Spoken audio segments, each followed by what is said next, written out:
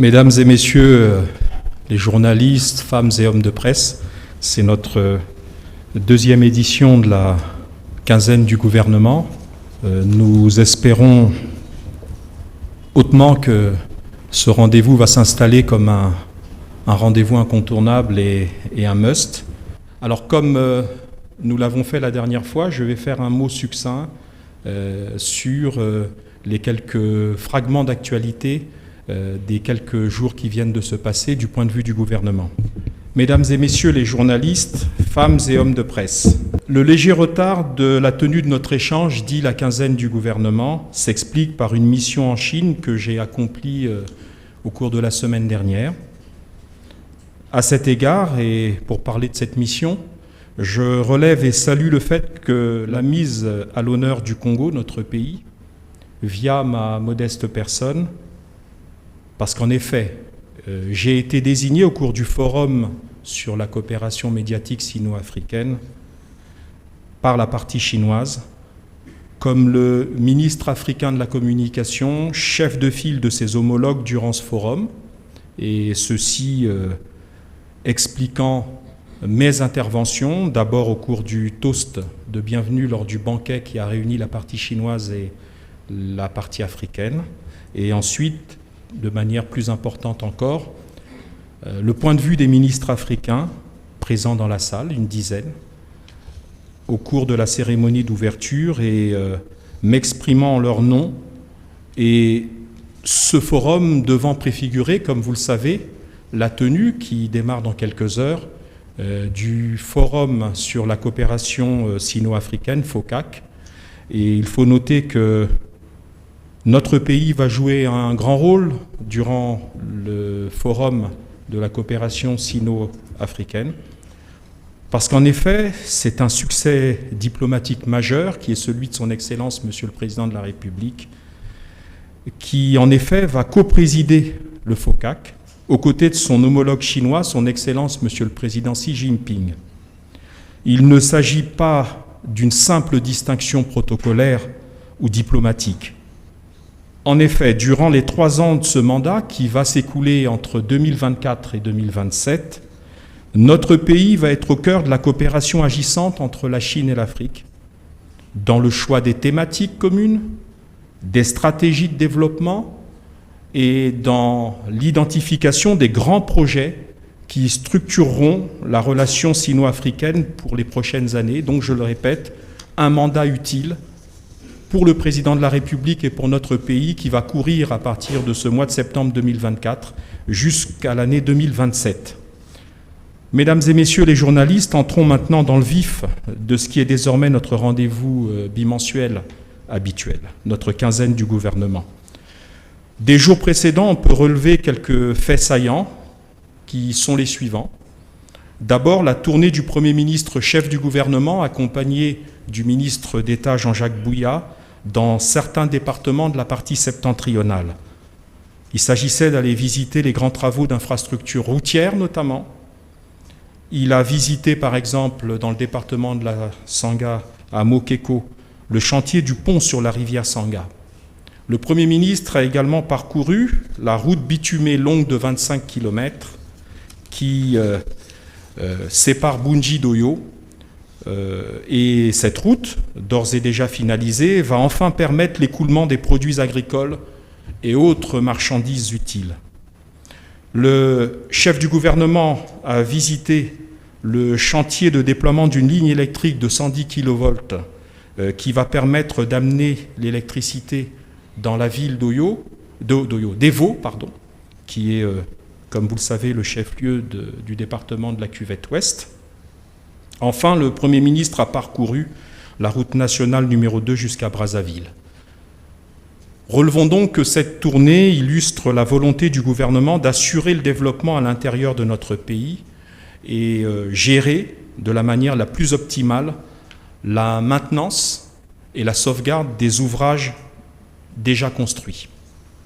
Autre fait d'actualité, la tournée du ministre du Budget, des Comptes publics et du Portefeuille public dans les services placés sous sa tutelle à Brazzaville comme à l'intérieur du pays, notamment dans la Sangha là également, dans la Lekumu, le Nyari. Il a procédé avec ses équipes un tour d'horizon qui lui a permis à ses équipes de s'imprégner de la nécessité d'optimiser les ressources fiscalo-douanières.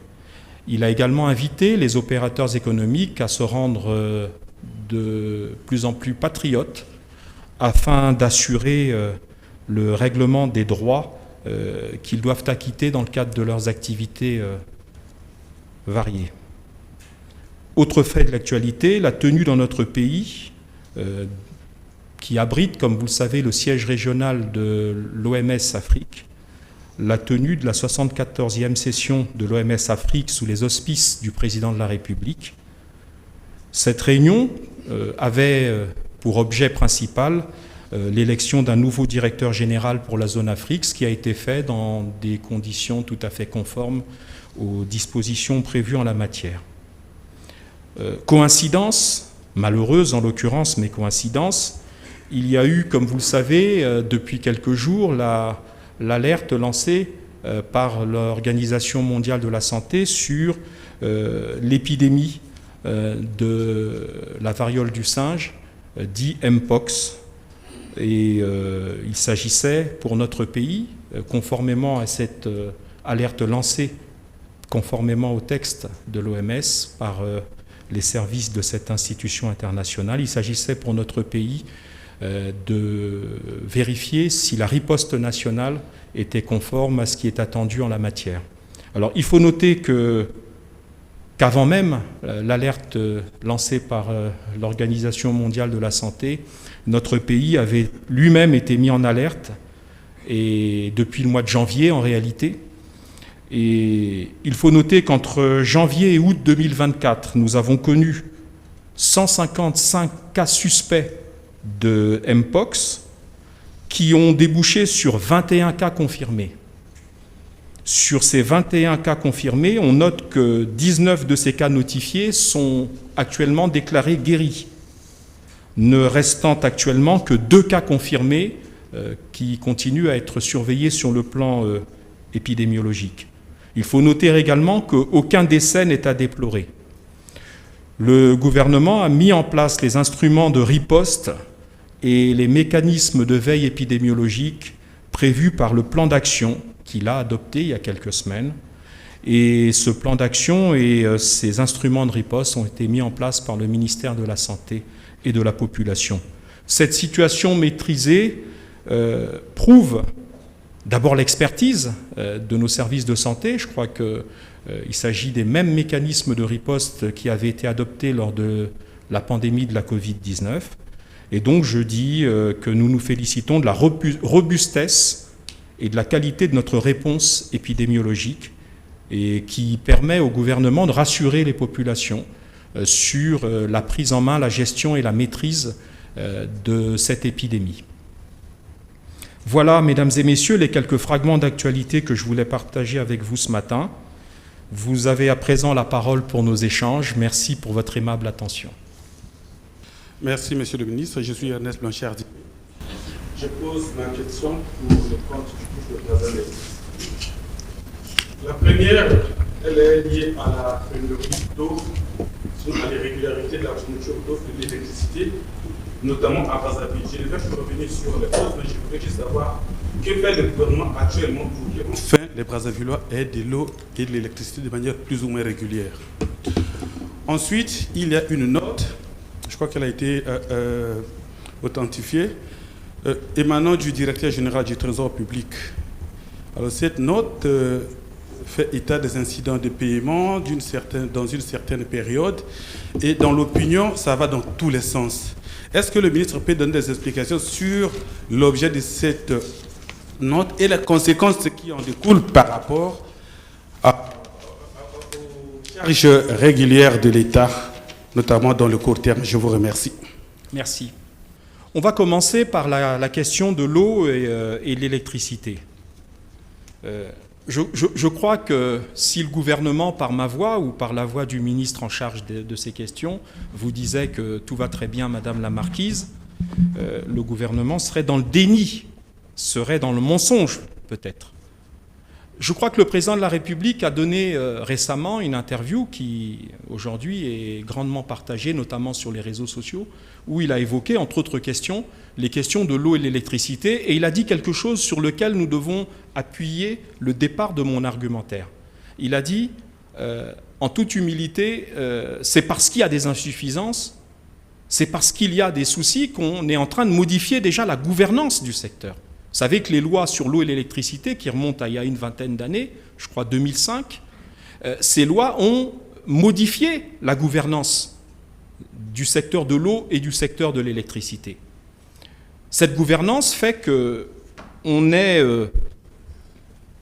disons, recentré ce qu'on appelle à l'époque la Société nationale d'électricité, SNE, aujourd'hui Énergie électrique du Congo, ECAREC, sur ses missions les plus strictement en rapport avec ses activités, c'est-à-dire fournir de l'électricité à nos compatriotes. Et vous voyez qu'autour, le gouvernement est en train de procéder à une réforme importante de cette gouvernance. Cette réforme aboutit par exemple, pour ce qui concerne les différents barrages et unités de production d'électricité, nous ayons des partenariats publics-privés ou des concessions et toute autre forme de gestion qui fait entrer en partie le secteur privé, parce que le secteur privé est plus dynamique, parce que le secteur privé sait gérer, et en tout cas mieux que l'administration étatique, des structures qui doivent être impérativement dans la concurrence. Donc le président de la République a rappelé ces faits dans l'interview dont j'ai parlé tout à l'heure. Alors, deuxièmement, il faut noter que l'État, et il faut le rappeler, a fait beaucoup d'efforts depuis une vingtaine d'années, de nombreux investissements, et force est de constater, malheureusement, les populations ne voient pas trop les retombées de ces efforts importants de construction d'infrastructures, de construction, effectivement, d'offres et de production plus importantes. Alors il y a des causes, d'abord des causes que je qualifierais de préalables, malheureusement. Si on prend par exemple l'eau, la distribution d'eau, elle est fortement menacée par deux principaux facteurs, au-delà des insuffisances des organes de gestion. Il y a d'abord ce qu'on peut appeler l'occupation parfois anarchique des parcelles de terrain, avec deux corollaires, enfin deux conséquences. La première conséquence, comme vous le savez, quand vous avez une zone qui est vide et que vous devez y accueillir des populations qui viennent s'y installer, dans l'ordre normal des choses, on commence par faire le lotissement, c'est-à-dire qu'avant que les populations ne s'installent sur le terrain, on leur amène l'eau, on leur amène l'électricité et toutes les commodités. Malheureusement, avec le développement de cette occupation qu'on pourrait qualifier d'anarchique, eh bien, les gens vont construire, vont s'installer, mais parfois l'infrastructure ne suit pas. Et même la plupart du temps, l'infrastructure ne suit pas. Ça, c'est la première conséquence en termes d'occupation parfois anarchique. Il y a une deuxième conséquence qui est due à la nature des terrains dans nos villes de Brazzaville, de Pointe-Noire. C'est l'existence d'une érosion qui est favorisée par l'installation anarchique. Eh bien, à ce moment-là, vous avez les phénomènes que nous subissons dans nos villes, principalement, où les gens, quand ils construisent leur maison, il faut bien que la maison ait des fondations, par exemple, ou qu'ils occupent un terrain et qu'ils installent des constructions, eh bien, ça peut toucher des tuyaux, et souvent c'est le cas. Eh bien, ces tuyaux se retrouvent à l'air libre, et à ce moment-là, eh bien, que se passe-t-il? Ils éclatent. Sous l'effet de la chaleur, je vous rappelle que nous sommes dans un pays chaud, à climat et météo tropical, et donc on a ce phénomène-là. Et si un tuyau éclate, il ne peut plus remplir son office. Ensuite, nous avons l'entretien lourd des réseaux. C'est la grande et seconde raison. Alors là-dessus, il y a un phénomène. Parce que je vous ai dit le premier jour qu'il ne faut pas parler la langue de bois. Il faut dire les choses. Il y a un phénomène, c'est que les populations disent « Oui, mais vous nous dites que vous êtes en train de produire de l'eau. Quand on ouvre le robinet, l'eau a une couleur qui est douteuse. Elle est marron, elle est ceci, elle est cela. » Mais ça ne vient pas de la qualité du traitement en amont. C'est-à-dire qu'en gros, les usines de potabilisation de l'eau, les usines de traitement de l'eau en amont font leur travail et l'eau est potable. Simplement, le véritable problème que nous rencontrons, et vous le savez, c'est celui du caractère défectueux du réseau de transport, de distribution, les tuyaux dont on vient de parler. Évidemment, si les tuyaux ne sont pas autre chose que rouillés, eh bien, nous risquons d'avoir une eau qui apparaît souillée au bout de la chaîne de la distribution. Voilà un second phénomène qui, aujourd'hui, nous subissons à la fois la pénurie et en même temps, nous subissons parfois la mauvaise qualité de l'eau. Alors, comme vous le savez, ces travaux nécessitent plusieurs dizaines de milliards de francs CFA d'investissement. Et par les temps qui courent, il n'est pas évident que le gouvernement, l'État, les pouvoirs publics trouvent facilement les crédits, les ressources qui permettent d'assurer le renouvellement de ce réseau de distribution. Alors, il faut savoir, je l'ai dit, il faut qu'on soit concret, que le problème de ces réseaux d'eau mal entretenus a une conséquence majeure. Savez-vous que 95 millions de litres d'eau sont produits chaque jour? Je répète, 95 millions de litres d'eau sont produits chaque jour. Malheureusement, compte tenu de cette mauvaise qualité des réseaux de distribution, plus de la moitié de cette eau est perdue. C'est-à-dire qu'elle se perd dans le circuit de distribution. Si c'est un tuyau percé, l'eau sort à moitié. Si c'est un tuyau dont l'eau est de mauvaise qualité, au bout de la chaîne, le consommateur ne la consomme pas, etc. Donc il y a ces phénomènes lourds. Et c'est ce dont le président de la République a parlé. C'est de dire la part de responsabilité de l'État, c'est aujourd'hui de modifier la gouvernance. C'est en cours, mais c'est en même temps, on ne va pas rester, comme on dit, avec les cendres sur la tête, comme on dit dans la Bible, et attendre que les choses se placent en pleurnichant. Il faut bien que des solutions soient trouvées, parce qu'on ne change pas un réseau de distribution en quelques jours, en quelques mois, ou même en quelques années. C'est un travail lourd. Alors, les perspectives, il faut savoir que quand on parle de l'eau et de l'électricité, j'ai commencé par l'eau de manière volontaire. C'est que les deux problématiques sont liées. Parce que pour qu'il y ait de l'eau, il faut qu'il y ait de l'électricité. Et donc, on voit bien la complexité du souci auquel nous sommes exposés. Pour faire tourner une usine d'eau potable, il faut donc du courant. Par exemple, à Brazzaville, 20 mégawatts sont nécessaires pour faire fonctionner les usines du Djoué et de Djiri. Et l'État est en train d'examiner en ce moment toutes les possibilités d'énergie alternative, par exemple l'énergie solaire. Pour Pointe-Noire et son agglomération, des études ont été faites. La solution à Pointe-Noire et l'agglomération viendra de l'exploitation optimale de la rivière Ntombo, d'où seront captés plus de 140 000 mètres cubes d'eau par jour afin d'approvisionner toute la ville et sa banlieue, notamment Diosso. Pour Luango et la zone économique spéciale, un grand réservoir sera installé à Mongo Mpuku. Il y a donc des perspectives. Mais comme je vous l'ai dit, s'il y a problème d'eau, il y a les problèmes spécifiques du réseau de distribution vétuste qu'il faut remplacer, mais il y a aussi les problèmes d'électricité, parce que s'il n'y a pas d'électricité, vous aurez extrêmement de mal à faire fonctionner les usines de production d'eau. Alors, pour l'électricité, là également, sous l'impulsion du président de la République, il faut noter que des investissements importants ont été consentis depuis des années, on peut même dire depuis une quarantaine d'années. Alors, il faut savoir qu'il y a deux grandes sources pour l'électricité. Il y a la ligne de très haute tension entre Pointe-Noire et Brazzaville, qui remonte pour l'essentiel de son installation à 1982, donc vous voyez, 42 ans. Cette ligne connaît les difficultés que vous savez. Cette ligne nécessite un entretien lourd, d'un coût très élevé.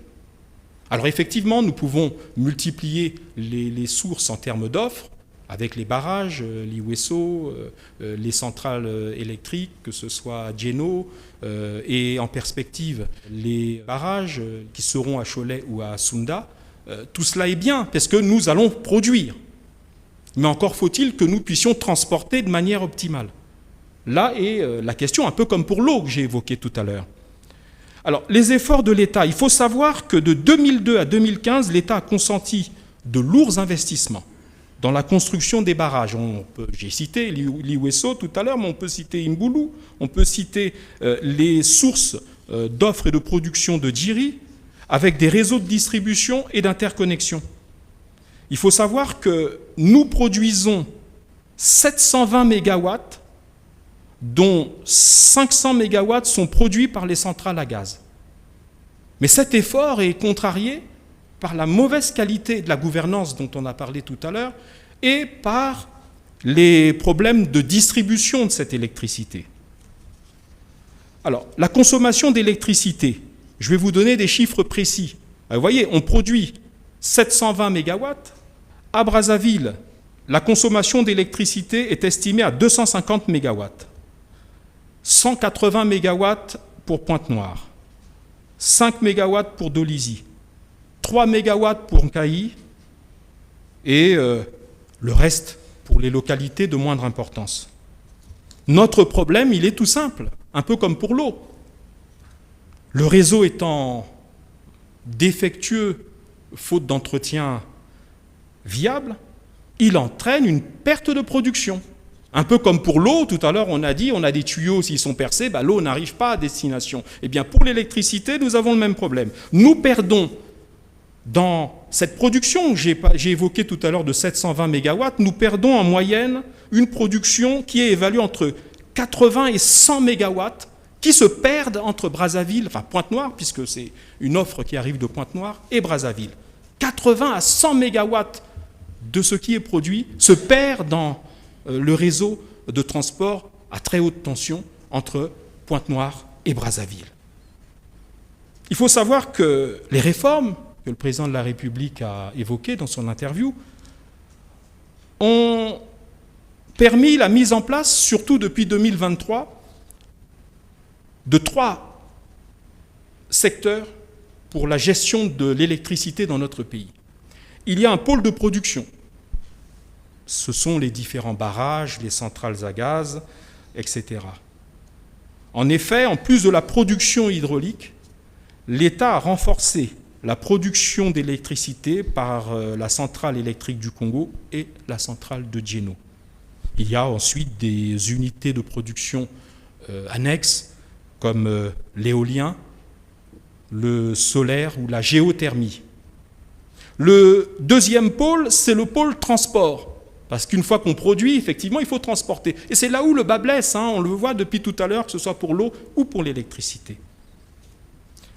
Pour le transport, parce qu'encore une fois, comme le président de la République l'a dit dans son interview, et comme le Premier ministre ne cesse de le dire dans ses interventions, ce problème est crucial parce que si vous ne pouvez pas transporter l'énergie ou l'eau d'un point A à un point B, eh bien ceux qui en sont les bénéficiaires auront du mal à bénéficier de la prestation.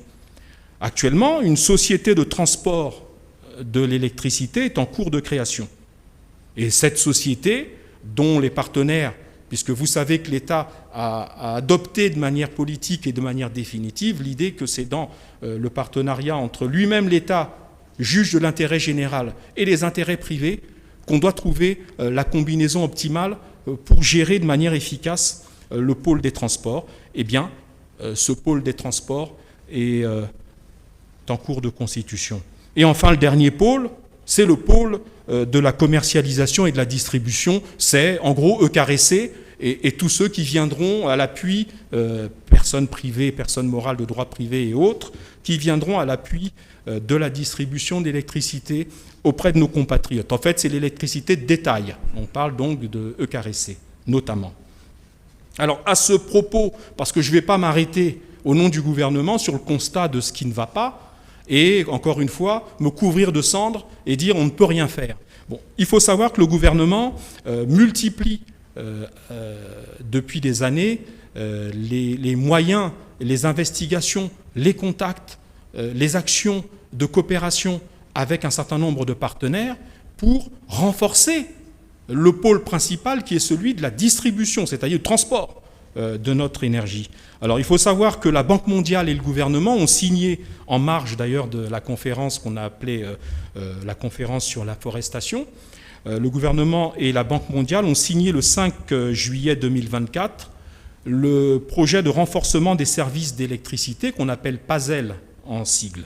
Le PASEL bénéficie d'un financement de 100 millions de dollars, ce qui n'est pas rien, et qui va donc permettre au gouvernement de mettre en place de manière effective cette société de transport et les conditions d'une rationalisation de la gouvernance.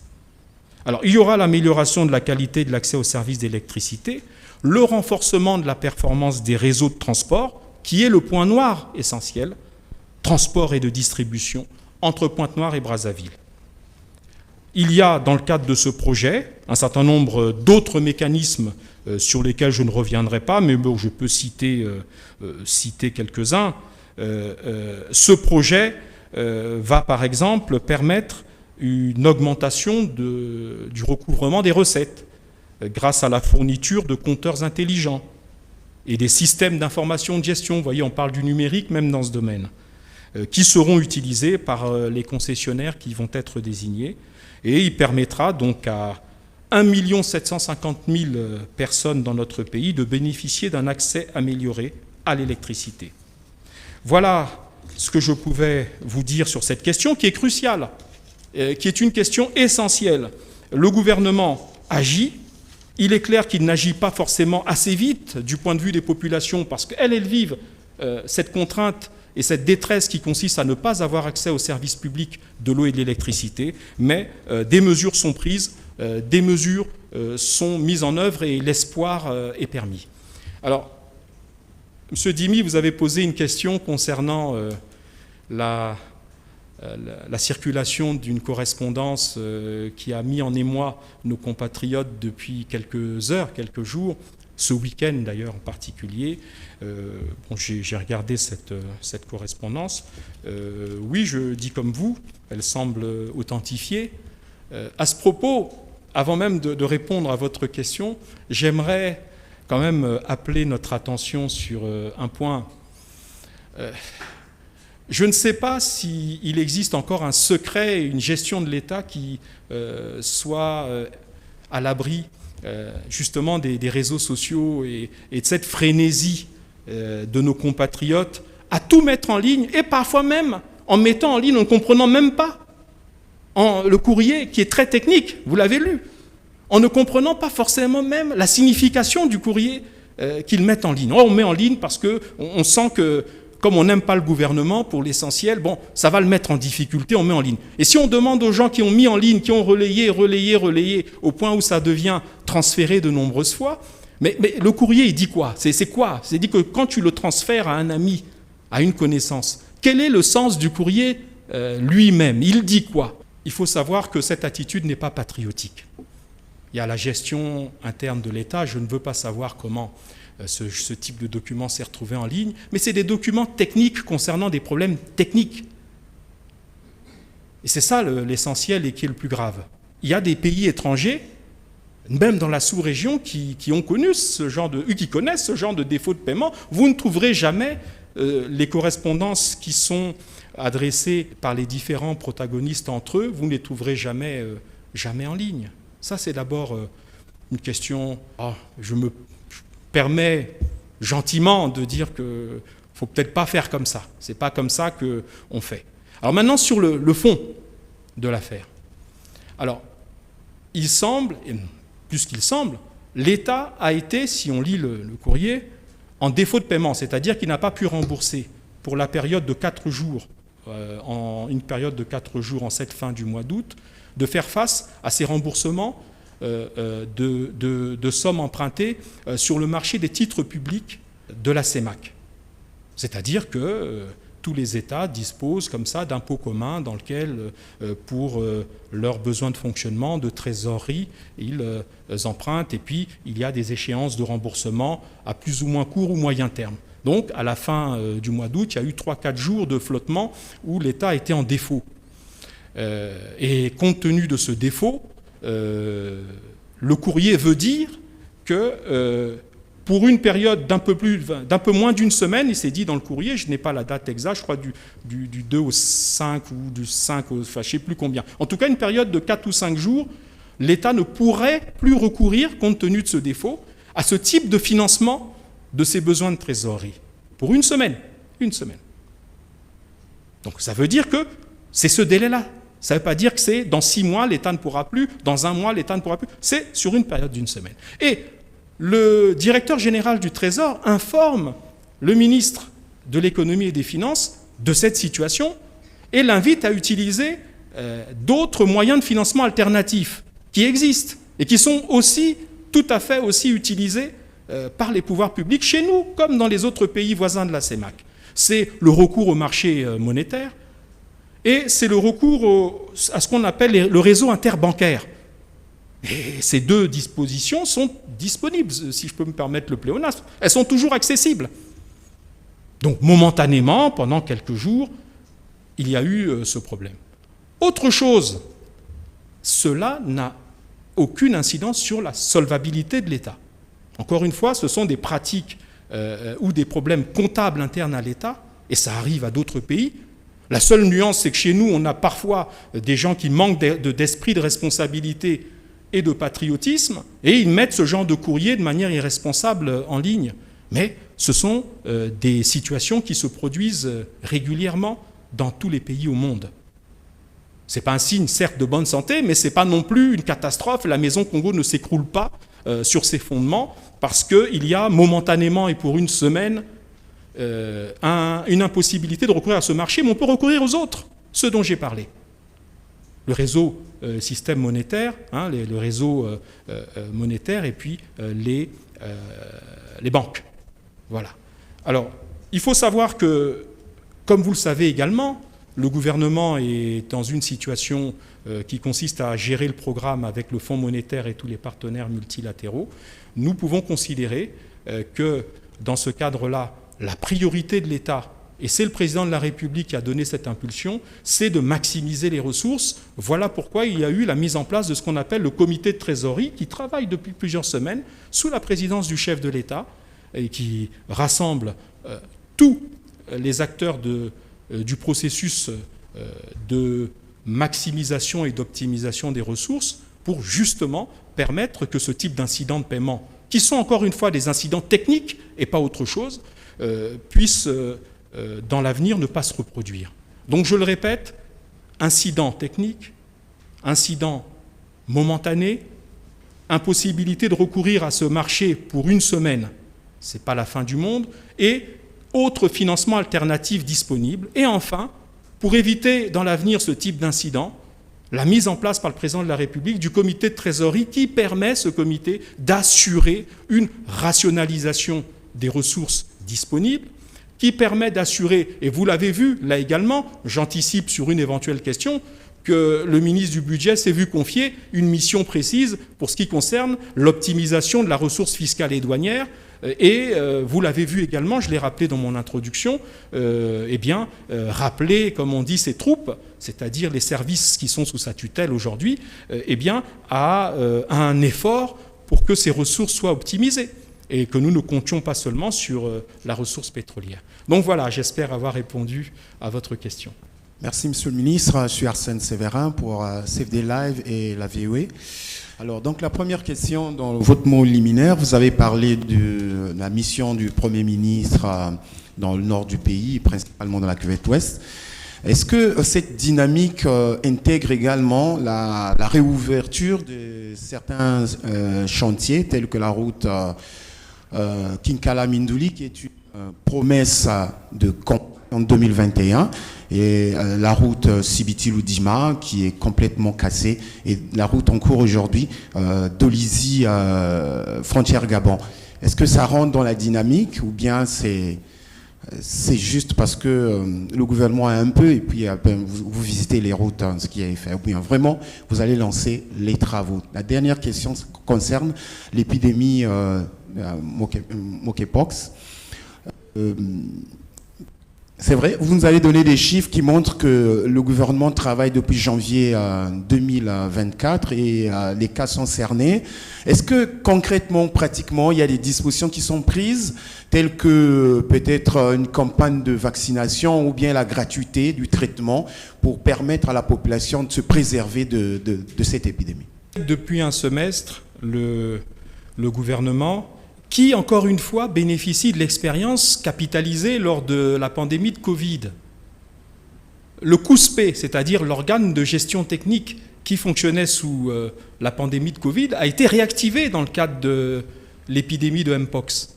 Donc, les mêmes causes produisant les mêmes effets, nous avons capitalisé cette expérience. Ça, c'est la première chose. La deuxième chose, c'est la proactivité. Parce que si on vous dit que le gouvernement gère la situation depuis janvier, voyez bien que c'est bien avant l'alerte faite par l'OMS, puisque nous sommes aujourd'hui à un moment où l'épidémie prend des proportions inquiétantes au niveau continental et même au niveau international. Mais le gouvernement, en réalité, depuis avril, a intensifié sa veille épidémiologique, a mis en place les outils. Au mois de mai, le gouvernement a alerté les organismes afférents du système des Nations Unies pour dire « nous travaillons déjà sur une évolution qui pourrait être inquiétante dans notre pays de l'épidémie de Mpox ». Et enfin, la montée en puissance s'est poursuivie jusqu'à l'annonce par le système international, c'est-à-dire l'OMS, de cette alerte mondiale. Alors, ce qu'il faut faire, c'est d'abord de constater que la problématique des vaccins dont nous parlons est strictement identique à celle qu'on a connue pour la Covid. C'est que les malades souvent sont au sud et les vaccins sont au nord. Vous avez vu que l'Organisation mondiale de la santé, avec un certain nombre de pays, sont en train d'essayer de faire arriver plusieurs doses de vaccins pour assurer la vaccination des sujets africains qui pourraient être en contact avec le virus du Mpox. Et nous ne produisons donc pas ces vaccins. Donc, de ce point de vue-là, je pense que le ministère de la Santé et ses organes techniques de gestion et de surveillance épidémiologique feront le nécessaire pour que nous disposions d'une dose importante de vaccins. Ça, c'est le premier point. Le deuxième point, il y a des spots qui aujourd'hui sont faits dans nos langues nationales, français, Kituba et Lingala, qui permettent d'expliquer aux populations comment la maladie se transmet. Je ne reviens pas sur ces considérations techniques. Et il y a également des gestes barrières, un peu comme pour la Covid. Et enfin, vous parlez d'une problématique de gratuité. Bon, il me semble, et ça vous nous le concéderez, que pour une pandémie qui avait des effets beaucoup plus dévastateurs, le gouvernement de la République et tous ses organes de réponse épidémiologique avaient mis en place les conditions de cette gratuité. Alors, si on a pu le plus, c'est qu'on pourra probablement le moins, c'est-à-dire dans le cadre, et nous souhaitons que ça reste dans un cadre plus restreint, dans le cadre d'une épidémie dont, Dieu merci, pour l'instant, les effets sont relativement contenus, et en tout cas contenus dans notre pays, avec 2 cas aujourd'hui qui sont placés sous surveillance. Alors, vous parlez de l'entretien ou la réouverture de certains chantiers. Oui, mais écoutez, un État, c'est une organisation, enfin, c'est l'organe de vie de la collectivité. C'est-à-dire ceux qui gèrent l'État gèrent pour le compte des populations la continuité de la vie de ces populations-là. Dans la continuité de cette vie, il y a des moments favorables où on a plus de moyens et des moments où on en a moins. Malheureusement, nous sommes à un moment où on a, et on l'a vu tout à l'heure pour la question qu'on a évoquée sur le défaut de paiement, on a des moments où on a beaucoup moins de moyens. Mais on ne va pas rester, encore une fois, l'arme au pied, en train de nous dire nous n'allons rien faire parce qu'on n'a pas assez de moyens. Et bien, là où on peut, c'est un peu comme le bon père de famille, il réussit à avoir 10 francs, 100 francs, ben il dit je vais les investir dans un certain nombre de choses qui étaient en état soit d'abandon pour ce qui concerne des chantiers de construction d'infrastructures ou qui étaient en état d'abandon en termes de maintenance pour ce qui concerne des infrastructures d'ores et déjà réalisées comme les routes nationales. Alors, vous parlez de Sibiti, Loudima, vous parlez de Mindouli, de Dolisie. Vous savez que je sauterais de joie si, et vous savez pourquoi, si, par exemple, Sibiti, Loudima voyait une mise en route des travaux, et pour les autres d'ailleurs aussi. Mais, encore une fois, laissons les choses se faire parce que le cercle vertueux, c'est de reprendre là où on a interrompu pour ce qui concerne la construction des infrastructures et de reprendre les travaux de maintenance là où nous les avions abandonnés. C'est déjà de bons signes qui nous laissent penser que les chantiers lourds dont vous parlez connaîtront une reprise. Merci, Monsieur le Ministre. Je suis Alphonse Dongo, page Alphonse Dongo sur Facebook. Je voudrais quand même mettre le pied sur l'accélérateur en rapport avec la question de ce Dimi. Vous le savez, Monsieur le Ministre, que le Congo est aujourd'hui le pays le plus endetté sur le marché des titres de la BEAC, tout autant que le Congo est le premier dans la zone CEMAC en termes d'endettement à l'extérieur. Alors, à bien regarder de près, on a l'impression que d'un côté, on veut mobiliser des recettes, mais on n'a pas une stratégie bien définie du gouvernement pour aussi réduire les charges. Est-ce que la loi de finances qui prévoit par exemple que les émoluments, les primes des ministres, des sénateurs et députés que vous avez d'ailleurs, est-ce que pour qu'on puisse fiscaliser maintenant ces émoluments, est-ce que cela fait l'objet d'une profonde réflexion au niveau du gouvernement, tout comme la pléthore des institutions? Il y en a qui pour moi ne servent à rien dans un contexte de crise où on sait aussi que le budget va en décroissant. Et je m'excuse pour faire coup double, je m'excuse Monsieur le Ministre, il y a aussi la question de l'employabilité des jeunes. Un pays comme la Côte d'Ivoire a bien établi un programme triennal, c'est ce que vous venez de faire comme rattrapage, mais avec des chiffres précis, c'est-à-dire qu'à telle période, le gouvernement entend éjecter telle somme d'argent pour pouvoir essayer de supporter, n'est-ce pas, le problème de l'employabilité des jeunes. Je vous donne le chiffre global, c'est 700 millions de dollars.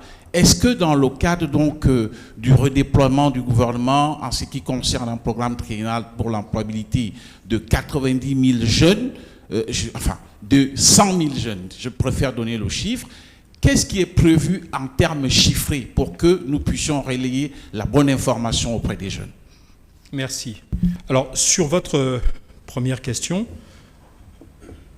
j'ai dit tout à l'heure que face au problème de défaut de paiement qu'on a évoqué, que M. Dimi a évoqué, il y avait depuis quelques semaines, sous l'autorité du président de la République, la mise en place d'un comité de trésorerie, qui, comme vous le savez, n'est pas un organe qui existe sur le plan administratif, mais qui est un organe ad hoc, que le président de la République a souhaité pour que l'ensemble des acteurs de la problématique du financement, quelque part, de l'État puissent se rassembler, réfléchir ensemble et optimiser la situation de notre pays. Vous savez, un État, et vous le savez d'ailleurs mieux que moi, vous êtes un économiste et un financier, ou en tout cas un spécialiste de ces questions-là, un État ne se gère plus comme il y a 20 ou 30 ans. L'État se gère presque dans les conditions du privé.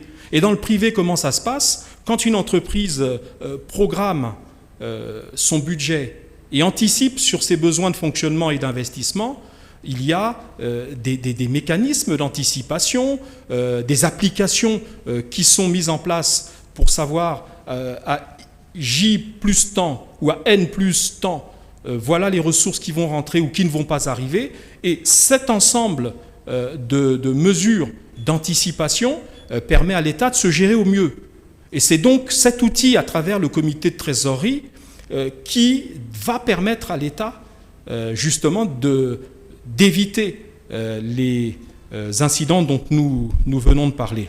Vous évoquez la réduction du train de vie de l'État, mais de fait, elle est effective. Je vous renvoie à quelques circulaires ou documents administratifs que le Premier ministre, par exemple, a rendus publics, notamment suite à des décisions prises d'ailleurs par le comité de trésorerie dont j'ai parlé tout à l'heure, quand on dit, quand un ministre, par exemple, veut aller en mission, quelle qu'en soit l'importance, eh bien, il est demandé aux autorités financières compétentes de vérifier s'il y a l'existence presque à l'heure près en temps réel des ressources qui vont permettre à ce ministre et à sa délégation d'assurer la mission à l'étranger qui est projetée. Ça, c'est de la gestion qui se rapproche de cette gestion sur la base comptable et de la trésorerie. Vous évoquez la réduction du train de vie de l'État et des institutions qui seraient, d'après vous, inutiles. Bon, je vous laisse ce jugement. Les institutions d'État ne sont pas seulement des institutions d'État, mais des institutions constitutionnelles. Et il n'appartient pas à un gouvernement, quelle que soit sa volonté politique par ailleurs, de supprimer d'un trait de plume des institutions constitutionnelles. Sauf si nous changeons la Constitution et qu'il est demandé au peuple, par référendum, de supprimer les institutions que vous considérez comme budgétivores. Non, nous les avons considérées et nous les considérons toujours comme des institutions d'inclusion. Quand des jeunes se retrouvent pour parler de leurs questions, ce n'est pas complètement inutile. Quand la société civile se retrouve pour évoquer les sujets de société civile qui concernent nos compatriotes, ce n'est pas inutile. Quand les femmes se retrouvent pour évoquer les questions spécifiques du genre, ce n'est pas inutile et les notabilités, les sages, encore moins, nous sommes des bantous. Donc tout cela relève plutôt, mais vous avez raison, d'une volonté qui est celle de réduire au maximum le train de vie de l'État. Bon, vous évoquez les salaires des ministres et des institutions. Bon, pour votre information, je crois que ça a été dit à l'Assemblée nationale, à demi-mot par le Premier ministre. Je vais mettre les pieds dans le plat. Nous sommes en septembre. Il me semble que pour ce qui concerne la plupart des institutions d'État, il y ait plusieurs mois d'arriérés. C'est-à-dire que de toute façon, l'argent qui se fait rare ne rentre pas dans les poches des animateurs d'institutions ou des membres d'institutions, et je peux en attester pour le gouvernement. Nous avons de forts arriérés. Voilà. Donc, les questions que vous évoquez sont des questions prises en main par l'État. L'employabilité des jeunes.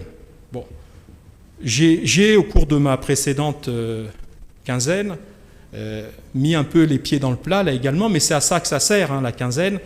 S'il fallait faire de la langue de bois ou relire les comptes rendus de Conseil des ministres ou venir avec nos interviews pour dire « mais ça, je l'ai déjà dit », ça ne servirait à rien. Donc, j'avais dit quelque chose, mais je vais peut-être préciser ma pensée. Le gouvernement, dans le cadre de l'année de la jeunesse, avait pris un certain nombre d'engagements, parmi lesquels la création de 100 000 emplois, dont 90 000 dans le privé et puis 10 000 dans le secteur public. Cet engagement, qui a soulevé l'enthousiasme compréhensible de nos jeunes compatriotes, a amené l'État, parce que l'État c'est une complexité, ce sont des services, des administrations. L'État c'est un supertanker, un paquebot énorme qui ne change pas de cap à la demande. Il faut mettre un certain nombre de choses en place au préalable pour que nous soyons en mesure d'atteindre ces objectifs-là. Et dans ce cadre-là, j'avais dit, il me semble difficile. D'abord, nous avons un outil statistique qui est en cours de mise en place sur le sujet.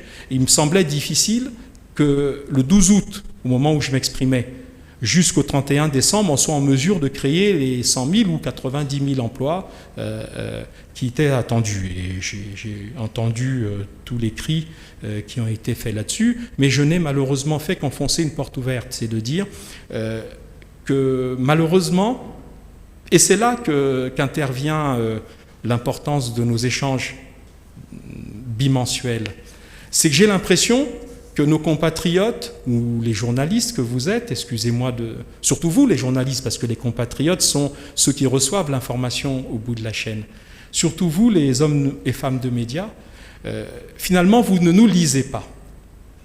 Tout ce que j'ai dit le 12 août est contenu dans le compte-rendu du Conseil des ministres qui a eu lieu le 7 juin 2024. Et d'ailleurs, ce jour-là, le 12 août, j'ai lu des extraits. Mais quand nous avons rendu public ce compte-rendu, personne n'a soulevé ces questions. Donc j'en ai conclu que personne n'avait lu, ou en tout cas peut-être lu en diagonale ce compte-rendu, qui contenait toutes ces mesures de dire, bon, finalement l'année de la jeunesse ne peut plus être enfermée dans l'espace calendaire de 12 mois, parce que ce jour-là, le Conseil des ministres a adopté une inflexion du plan national de développement. où on a dit « nous adoptons les programmes pro-jeunes et nous les insérons dans le PND 2022-2026 ». Et ce qu'il faut démontrer, c'est QFD 2022-2026, c'est-à-dire qui court jusqu'à 2026. Donc nous avons planifié la mise en œuvre des mesures pro-jeunes, pas l'année de la jeunesse qui durerait 3 ans comme je l'ai lu sur Internet, mais les mesures pro-jeunes au-delà du 31 décembre sur la période qui va jusqu'à la fin et du mandat du président de la République et la fin d'exécution du PND 2022-2026. Et donc ces mesures sont des mesures multinodales. Il y a effectivement des mesures liées à l'activité économique, aux incitations fiscales, mais tout ça, je l'ai dit le 12 août. Il y a des mesures en termes d'employabilité, de formation, d'augmentation des capacités de notre jeunesse. Il y a des mesures sur le climat des affaires. Il y a des mesures liées à la reprise d'activité. Tout à l'heure, vous m'avez posé la question, que ce soit Arsène Séverin ou quelque part un peu vous-même, sur l'activité économique, la reprise d'un certain nombre de chantiers. Mais tout cela, c'est incitatif à la création d'emplois, incitatif au recours dans notamment les travaux dits de haute intensité de main-d'œuvre. Tout ça, ce sont donc des moyens de création d'emplois. Mais le gouvernement a redimensionné et reprogrammé l'ensemble des mesures et pour les faire coïncider avec le terme du plan national de développement. Vous avez évoqué le fait que la Côte d'Ivoire donne des chiffres précis, mais relisez le compte-rendu du 7 juin, Alphonse Dongo. Relisez. Vous verrez qu'il y a des mesures chiffrées. Vous verrez, il y a des mesures chiffrées. Donc je vous renvoie à cette lecture, et puis nous pourrons, puisque nous nous retrouvons tous les 15 jours, nous pourrons en discuter la prochaine fois et vous pourrez me challenger, m'interroger sur ces mesures chiffrées. Merci, Monsieur le Ministre. Aline France Eto-Kabeka de Télécongo. Le forum Chine-Afrique qui est en cours d'organisation en Chine, vous en avez évoqué tout à l'heure dans votre mot liminaire. Nous sommes honorés du fait que notre chef d'État se trouvera en première ligne dans ce forum puisqu'il présidera aux côtés de son homologue chinois ses travaux. Alors, cette coopération avec la Chine nous apporte beaucoup. Sur le terrain, nous voyons comment les réalisations se font. Ce qui est déploré par la population, c'est la qualité des ouvrages qui nous sont proposés par la Chine et aussi du fait qu'après réalisation des ouvrages, il n'y a pas de transfert de compétences parce qu'il y a quand même le service après-vente qui ne suit pas. Et quand il y a un petit souci, il faut faire encore appel aux mêmes entreprises chinoises qui ont conçu pour venir faire des réparations, ce qui coûte encore beaucoup à l'État et des fois, ce n'est pas possible de le faire. Alors, comment se font les contrats à ce niveau-là? Et est-ce que vous, au niveau du gouvernement, vous constatez ce problème? Est-ce qu'il y a des mesures pour faire en sorte que dans les prochains contrats, des prochains marchés, que la situation soit quand même en notre faveur? Vous avez évoqué la coopération avec la Chine. Bon, avant de parler de ce que vous dites, la mauvaise qualité des ouvrages, bon, je ne sais pas, c'est votre jugement. Évoquons d'abord, je l'ai dit tout à l'heure en introduction, l'importance de la participation du président. Parce que vous avez dit le président... non, il va co-présider. Co-présider.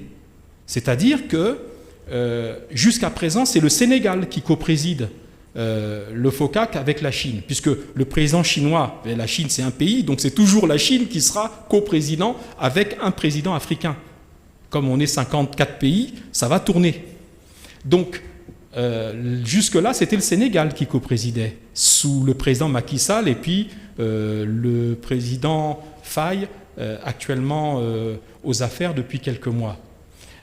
C'est quoi la coprésidence? C'est pas juste présider une cérémonie. Il va pas, c'est pas ça, c'est pas que ça.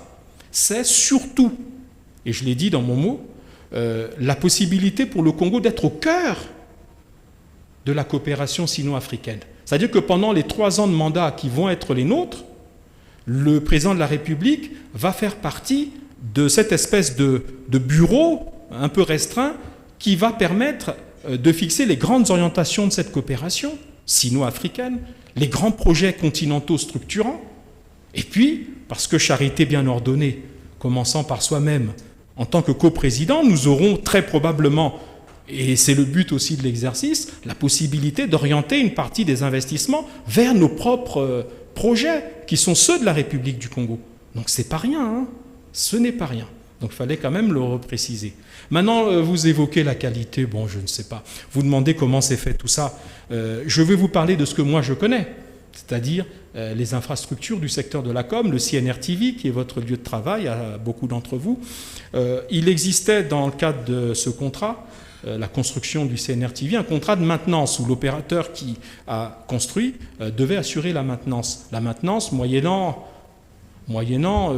finance. Bon. Pourquoi ce contrat n'avance pas et n'a pas produit ses effets? Tout simplement parce que la partie congolaise n'a pas payé depuis 2009. Forcément, celui qui doit maintenir, il est beaucoup moins motivé que s'il était payé. Donc c'est souvent quelques défaillances de la part de la partie congolaise, pour les raisons financières que nous connaissons, qui souvent peuvent expliquer ce que vous appelez la fragilité des ouvrages. Non, ce n'est pas la fragilité, c'est la maintenance. Il faut les maintenir, il faut les entretenir. Merci, je suis Michael Gatté, je parle au nom de Focus Média. Alors, monsieur le ministre, on le sait tous, que les Congolais, surtout les fonctionnaires, sont vraiment impatients de percevoir leur salaire. Qu'est-ce que le gouvernement dit justement à cette question? Merci. Tout à l'heure, M. Gatté, j'ai évoqué la question, enfin on m'a interrogé sur la question de cette correspondance qui a circulé. Vous savez pourquoi il a été mis en ligne? Je l'ai dit tout à l'heure. Si vous interrogez la moitié des Congolais, non même pas, on va dire plus encore, les 3/4 des Congolais, même les 4/5e, allez, 95 ou même 99% des compatriotes, on laisse 1% aux spécialistes que sont des gens comme Alphonse Ndongo, qui eux ont compris, connaissent ce qui est écrit dans ce courrier. Quand on diffuse le courrier, qui a des termes un peu ésotériques, l'objectif, c'est juste de faire sonner une alarme à l'oreille de nos compatriotes, notamment les fonctionnaires, pour leur dire, mais si les gens n'ont pas été capables de payer la dette, c'est donc qu'ils ne vont pas payer les fonctionnaires. C'est un peu ça, hein, c'est ça l'argument. Bon, je vous ai dit tout à l'heure, bon, j'ai pas une boule de cristal, je ne suis pas magicien, je ne peux pas vous dire quand exactement ces payes se feront. Mais je suis convaincu que les services compétents sont à l'œuvre pour que si ce n'est pas fait effectivement depuis le 1er septembre, qui était un dimanche, donc le 2 aujourd'hui, 1er jour ouvré, ou même dans quelques jours, mais cela ne saurait manquer d'être fait, parce que il n'y a pas de lien entre les deux. Je vous ai dit tout à l'heure qu'il existait d'autres modes de financement alternatifs, et d'ailleurs, la sanction, entre guillemets, du défaut de paiement, elle dure une semaine. Vous voyez, c'est donc qu'on va reculer pour mieux sauter et tous espérer que dans les tout prochains jours, le paiement des traitements des fonctionnaires et des agents publics soit effectif.